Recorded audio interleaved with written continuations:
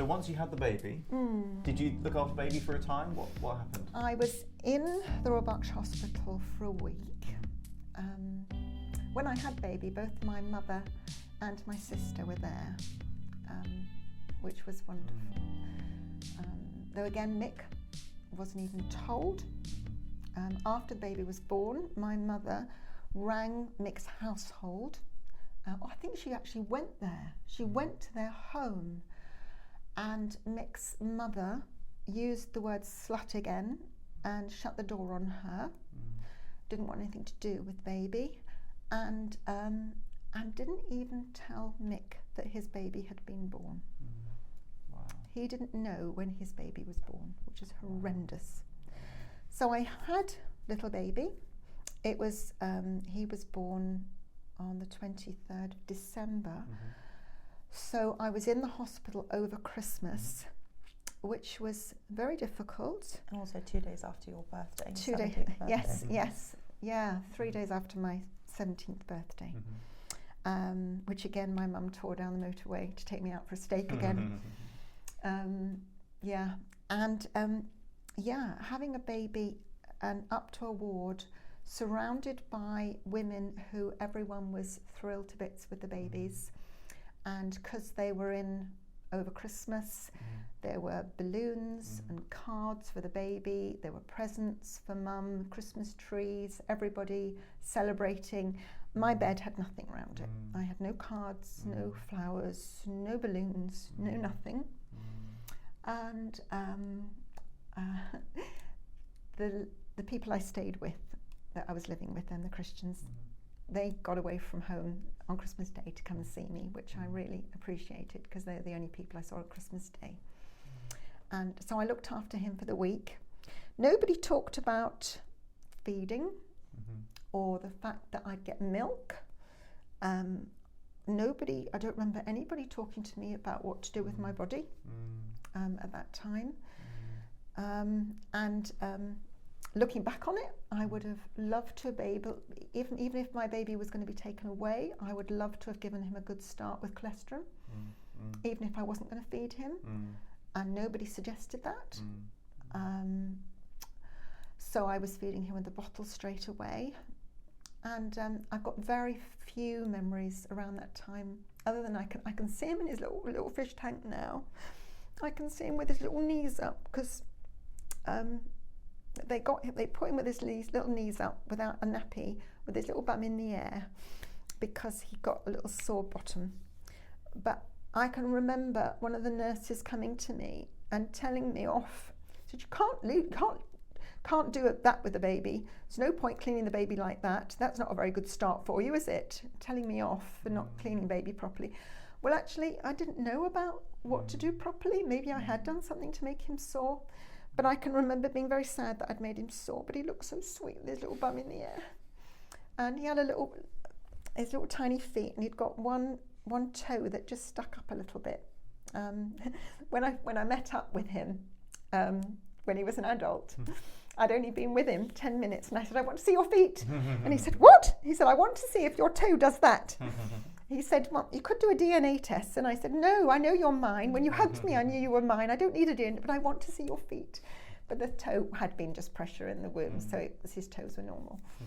But I can remember picking him up and taking him to the window and showing him out of the window of Reading and saying, "This is the nasty, horrible place that I brought you into, and it's horrible out there. It's a nasty, horrid place full of war and horrible people, and I'm so sorry." And I can remember sort of apologising that I'd brought a baby into a horrible place. But I was so pleased that he had been born. God wanted him. God wanted him born. I was so pleased, but I was frightened for him. And then when the week had gone by, it was decided that he was going to be taken into foster care. I didn't actually have to sign him over until about 3 months later. I think that was the law at the time. But after the week was over, I dressed him up in all the clothes I'd made for him, and I wasn't allowed to carry him downstairs. The nurse said it was procedure. that I couldn't carry him. I wasn't allowed to carry him out, so I couldn't get on the lift and go down the lift holding him. But when I got out the lift, then they let me hold him. And then there was this couple stood there, and I can't remember them at all. Just this couple stood there, and they were probably lovely, but I haven't got a clue who they were. And my dad was stood alongside me, not my mum, just my dad. Was stood alongside me. Yeah, thank you. And I had to hand my baby over to somebody that I didn't even know, and then walk out and get in the car. And it was horrible. Must have been incredibly hard. It was horrible. And everything in me was screaming. But again, I was so pathetically passive. That's one thing that really came out in the whole thing, is because of my shame. I was passive. Yeah. Nobody asked you what you wanted. Yeah. Not really. Yeah. But God knew. God knew what he was doing. He had designed all of it, and he had the plan already. And I had put my hand in God's hand. I did do that. And I had the couple that took me in, my dad's boss Dave and his wife Yvonne. Dave said he remembers, because they used to go to meetings. They had meetings in their home, and then their church was meeting in a school because they didn't have a building. And again, I didn't want to be a naughty girl, so if they said they were going to a meeting, I went to a meeting. And I thought they were all crazy, but I just sat there in the meetings. But he said he knew there was a day when I believed, and he can put his finger on that day. Really? He said he knows where I was in the room, he can remember it. Those two are still very, very precious to me. Yeah. So, was that the last you saw of that son of yours for, most of his life? Yep. Wow. I had to go off somewhere when he was about 3 months old to actually sign the paperwork. Okay. And my dad had started going to the church as well because of his boss. He'd started going to church because and my dad, I signed the forms, and then he went into a Christian bookshop and he bought me this thing to go on the wall, and it was the scripture in John that says, my mind's gone blank. We loved him because he first loved us. We love him because he first loved us. He had loved me when I didn't love him. And my dad bought me that, and we came home with it. And then a little while later, I had an envelope, and in the envelope there was a picture of Simon as he became Michael as I knew him then, a picture of a baby. So I put it in a frame, and I treasured that picture. Actually, no, it wasn't in a frame at that point. It was hidden at that point. But then it went into a frame later on. Right. Yeah.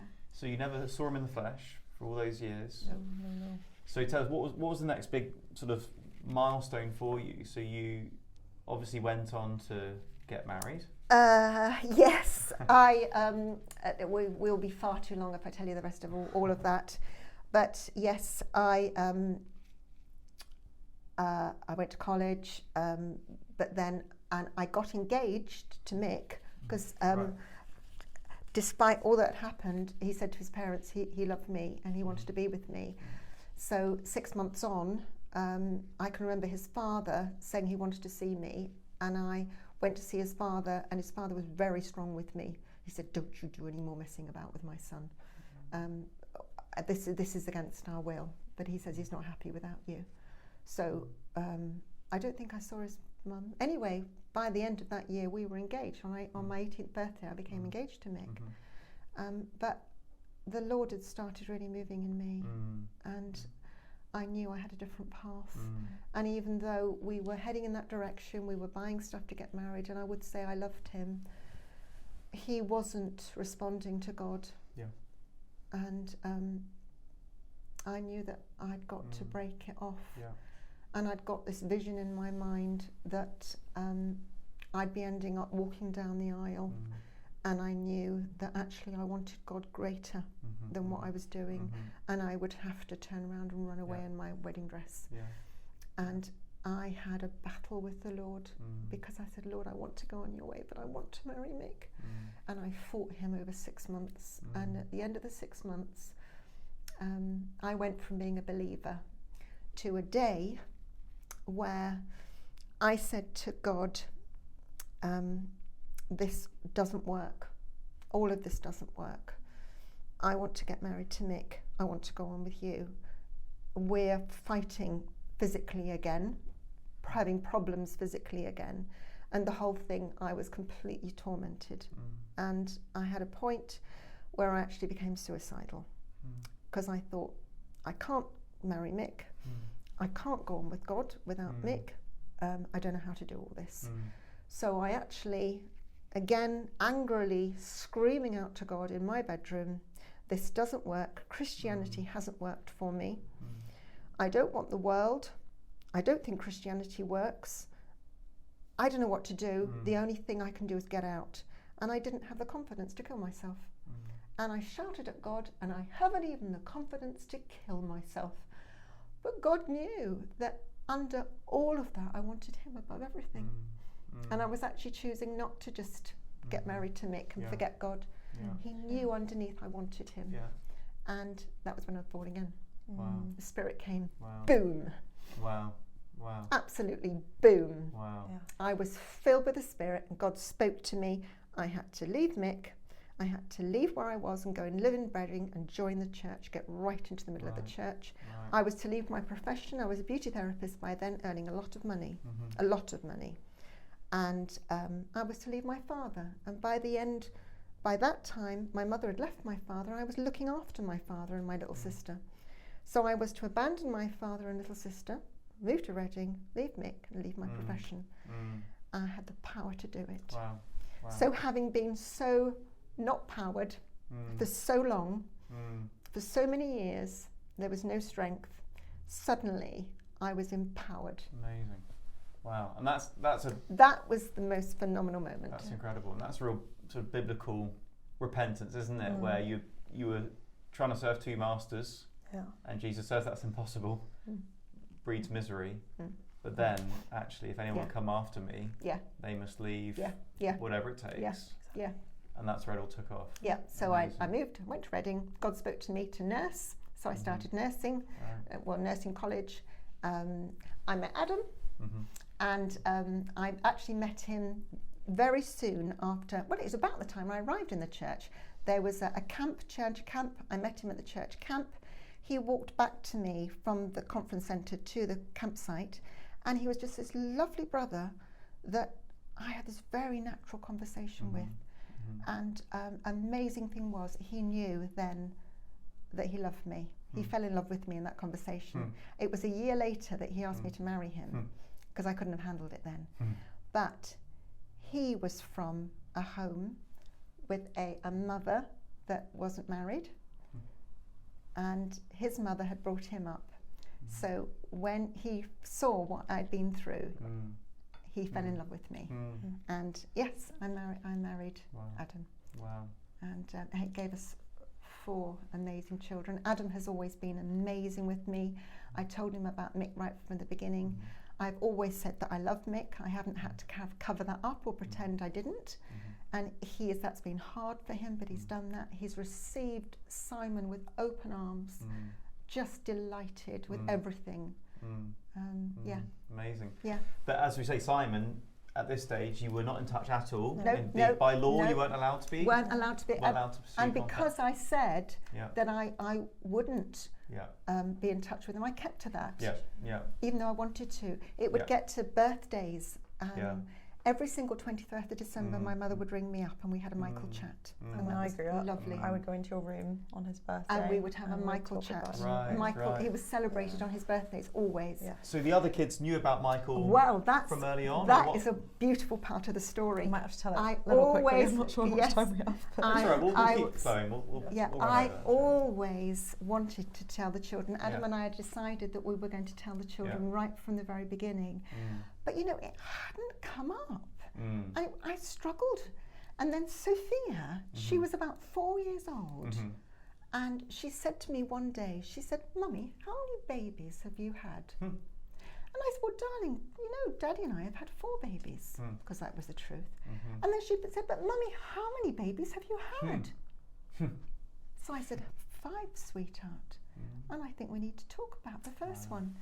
That opened the conversation. And then he became part of our lives. Wow. Always. So he was there in the sort of soul of your family. Yeah. You'd never met him, didn't know what he looked like. No. But you started to consider him. Yeah, I mean, your brother.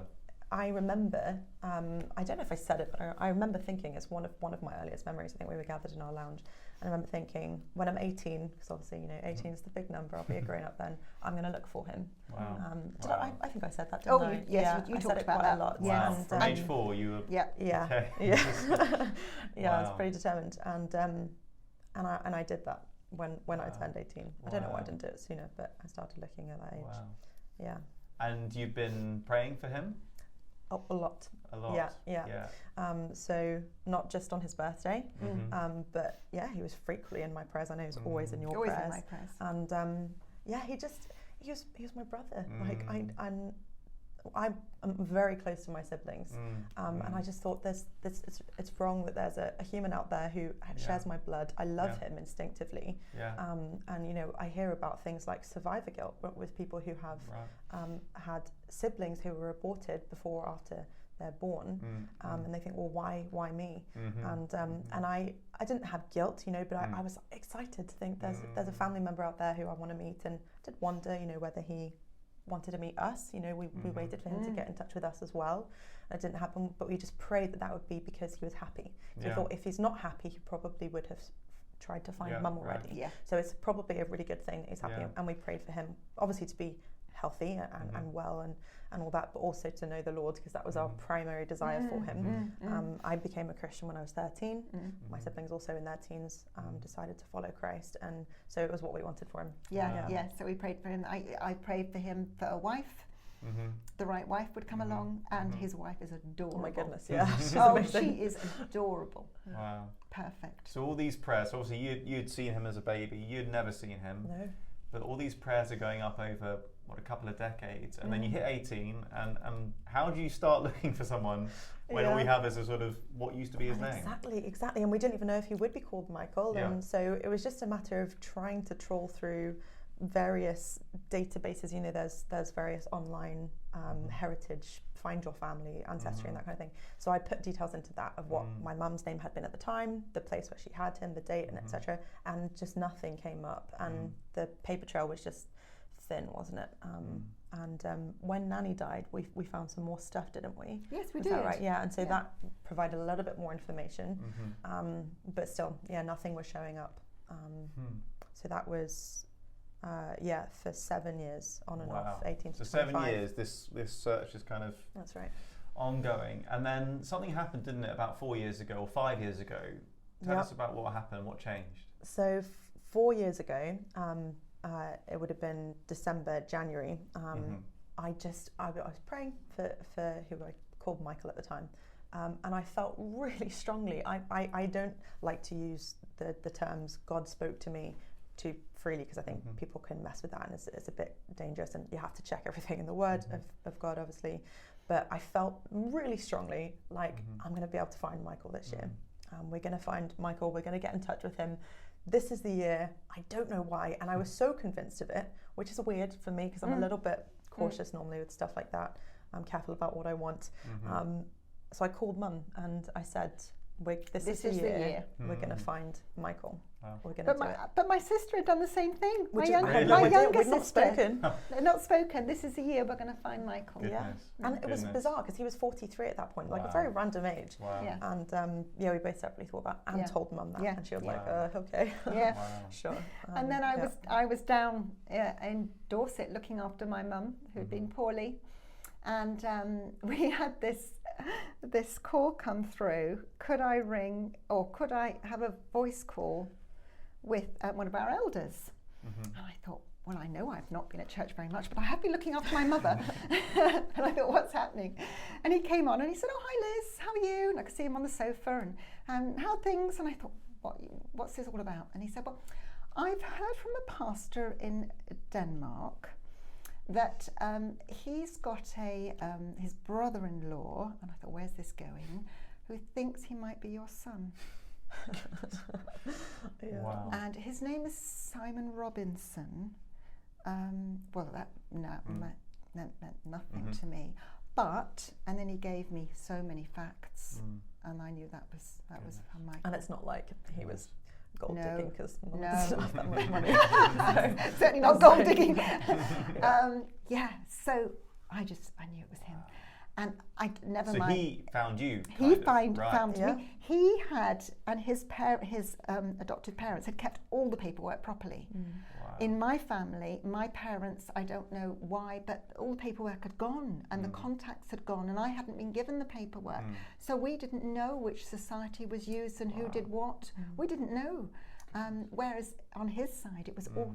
In fact, one of the most beautiful moments of my life is when I met Simon and he showed me the adoptive papers and I'd signed.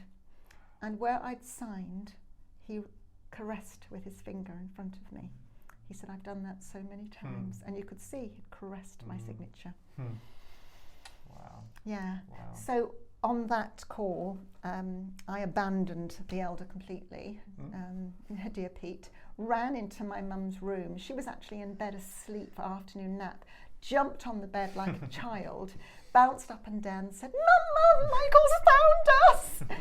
And she burst into tears. Wow. She's always been very, very shut down about all of it, very silent and shut down. Wow. And she was radiant. Because she said, I've had two regrets in my life.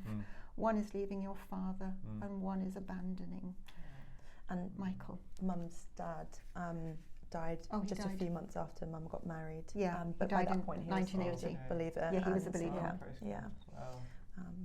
Yeah. But we'll rejoice with him. Yeah. So I contacted Michael with this letter. Do you want to read that first bit for me, Sophia? Just the first paragraph. The first paragraph. Okay. I've waited and longed and hoped 43 plus years for news of you.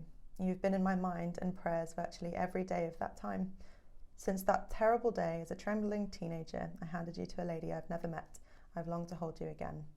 Everything inside me screamed to keep you, but I was ashamed and so was silent, as I did what I was being told by the adults around me, striving to do what they felt was best for us all at the time. My darling mum has carried regret and guilt for that ever since. She's called me on the 23rd of December every year, never missed, for Michael chat, when we have talked about where you might be and what you might be doing. Yesterday, she cried with relief to hear news of you. We hugged and cried and kissed with such joy. She'll now be able to rest at last. I called the children straight away and told them Michael's found me and he's the Lord's. I can't express what delight that has brought to my heart. What an answer to prayer. Wow. So he was a believer? He was a believer. Amazing. On top of the fact, yes. Amazing. And his parents, his adoptive parents, came to the Lord basically because they wanted a baby, and they joined a church, they were praying, and then the church they joined had some sort of alpha group or something, and they came to know the Lord around the time of adopting him. And so he was brought up in the fear of the nurture of God. Incredible. And they ended up on the mission field. Wow. In Zambia. Which is next to Zimbabwe. Right. Which is next to Zimbabwe, where I grew up. So when Simon and I got together, I said, we've got to go to Africa together. And we did. Did you? Yes. Amazing. And he was already married at this stage, was he? He was married. Already had kids at and that stage? 3 children. Amazing. So So you our just suddenly family grew by discovered 5. you've I got these suddenly grandchildren. discovered, yes, and they are gorgeous. Wow. Wow, Yes. what an incredible story. Yes. And now you're all in touch regularly? We're all in time. touch. We Zoom regularly. Amazing. Everybody loves everybody. Amazing. Yeah, we're holidaying there this year. Wow, wow, fantastic. And we might just about manage a quick Zoom later on. We'll see if we manage to connect with Simon, Yeah. who's in Denmark at the moment. He's isn't in he? Denmark at the moment. Yeah. Amazing. Well, I'd love to hear more of the story. We're going to have to round things off, but Yeah. a few things just strike me from your story that I'd love to just highlight briefly before we close. And one is just the powerful forces at play in this story. You know, we're in a culture which likes to think of itself as very autonomous. Yeah. You know, individuals, sovereign individuals. You know, I decide it's my life and so on, and particularly in the abortion issue. But something that strikes me is just, especially those early times, you were being blown about the place really by even people you didn't know who they were. And a powerful force is shame, isn't it? Very powerful, controlling force. And interestingly, from your story, that shame was largely outside the church, wasn't it? Yeah. It was out in society, in the world. Powerful force. And yet, in the church, I was received and loved. you were received and loved. And what a powerful force that was to come into a culture not of shame but of grace. Absolutely. And what a difference that made. And I think that's an encouragement and a challenge to us to be a culture of grace. Yeah. Because I think some people can imagine that the church is judgmental and so on. Never. That wasn't your experience. Not at all. I was absolutely received, Yeah. loved, Amazing. looked after. And Amazing. everyone knew about this when I was growing up. No Yeah. one ever made you feel like it was this big deal. It was just, Yeah. It's just like, Yeah, I was looked after. I mean, I could list all the people Yeah. Wonderful. that looked after me. Wonderful. And over all of that, of course, the sovereignty of God. This incredible, you know, the architect of history who had his hand on the details and brought about this incredible, it's a redemption really, isn't it? It's a picture of the great redemption story. Yeah. And the scripture always comes to me, doing more above anything I could have asked you couldn't write this. I couldn't write this. And you wouldn't write this. No. and I wouldn't, because I wouldn't be here. Amazing. Many, many lives were brought about because one life was saved. Right. And this is what people often don't see, is it? With the abortion issue, we think of it as just an individual's choice, and that's the end of it. Like you say, you go through the doors, go close through the doors. again, That's it's all over. But actually, it's something that the ripples reach not just the wider community, but generations. And who knows what the generations of Simon and his grandchildren, whoever else. Yeah. And it all came down to what God did at this moment. Almost 50 years ago. Incredible. And the power of prayer and an encouragement to pray. Encouragement to pray. And even to keep if you praying. see no results, Yeah. just keep praying. Praying If you've got a prodigal out there, Yeah. just keep praying for them. Keep praying, because my little tiny feeble prayers God stored up in a bottle, and boy did he bless me. Boy did he bless me. I think in the world I would have grown an inch tall, but in God I know eternity. I know heavenly places. It's just wonderful. And God saw me when I didn't know Him, and He loved me. Praise God. Wonderful. Well, thank you so much for sharing your story. We're going to close it off there, but that's a great note to finish on. That before we loved or knew anything about Him, He loved us, and He has His hand on everything. Thank you so much for sharing your story. It's been a great pleasure. It's been really good. Thank you. Brilliant. Wow. Hello, Simon. Hello. Hi, it's great to see you. Thanks for calling in. Where are you calling in from? I'm in Denmark, Jutland. Okay, good. Yeah, it looks like a nice Scandinavian sauna you're in or something. Yeah, not quite. Not quite.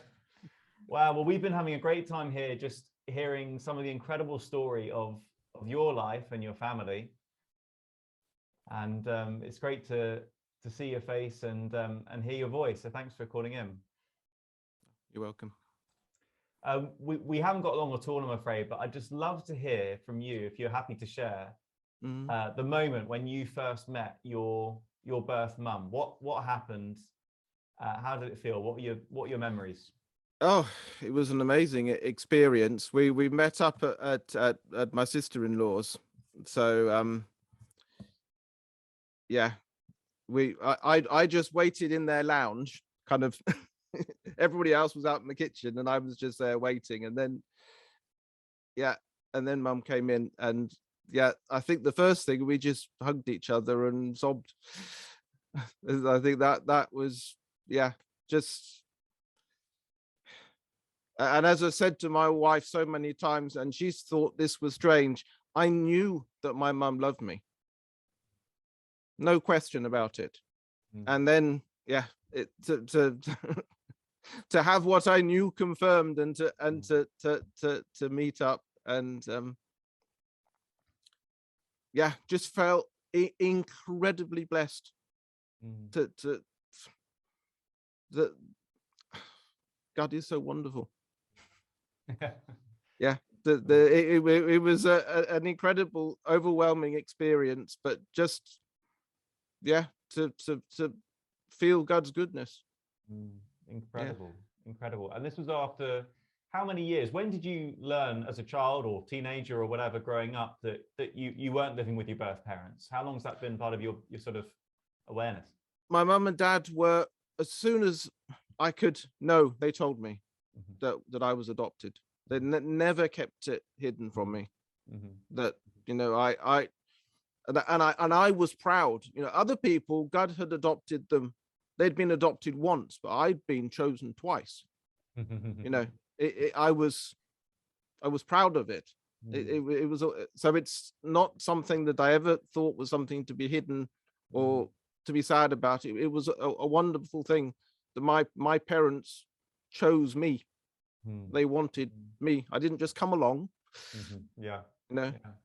God had picked a family for me, and they had chosen me as well. So that had always been part of my life, that I knew I was adopted. Incredible. And now we've heard a bit from this side of the story. About 4 years ago, there was an impression in prayer from the Lord. More than one person sensed, this is the year we're going to meet Michael, or Simon. Michael, as they thought of you. Yeah, I'm Simon Michael now. Simon Michael. So I haven't lost the Michael. I've still I now have that from both of my dads. Okay, yeah, nice.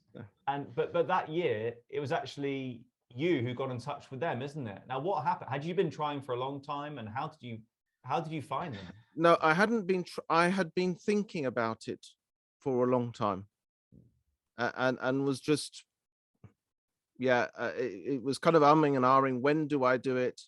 I had the stupid thinking in my head that, well, I had to kind of have that I could be presentable. What a stupid thing to that, the family kind of, but in the end I pushed that out of my head because it was irrelevant. I can't actually remember what pushed me to the point to actually decide, but for some reason, after thinking it over for years, I thought, no, this is a year I need to do it. So I just wrote a letter and talked to my brother-in-law, who's a pastor, and thought, well, I'll go through that route. I'd had a friend who, some years earlier, she's all into genealogy and stuff, and that must have been maybe 4 or 5 years earlier. We had talked to her while we was living on Portland, and I'd forgotten all about it, that she'd got copies of stuff. And then she had, in maybe 5-6 months earlier, had said, I think I found your birth mum. Out of the blue. We kind of sometimes have contact, but it had been some years where we really hadn't had any contact. And then out of the blue, she wrote to my wife, I think I find Simon's birth mum. So then we started digging into it as well. So there was different things culminated at that point. Incredible. And now your family sort of doubled or multiplied, and you've got all these Yes. siblings you never knew about, and nephews and nieces, and incredible. And you guys have got to know his his folks. We've been over there a couple of times, and we've been on holiday together. Simon's been over to us a couple of times. So if it hadn't been for lockdown, it would have been more, wouldn't it, Simon? But we're going to meet up this year. And it was the merging of two large Christian families that was the wonderful thing. Oh, we slot so well together. It's And now Simon's a proper part of the entire clan that we belong to. Everybody. Amazing. Well, I'm afraid we're gonna have to call it there. We just wanted to say a quick hello and thanks for sharing some of your story, and we'll send this over to you when it's all done and dusted and you can hear what we've been up to. But thanks so much for calling in, and thank you. God willing, see you in the flesh one day. See you in glory if not before. Okay. Great. Thanks, Simon. Cheerio.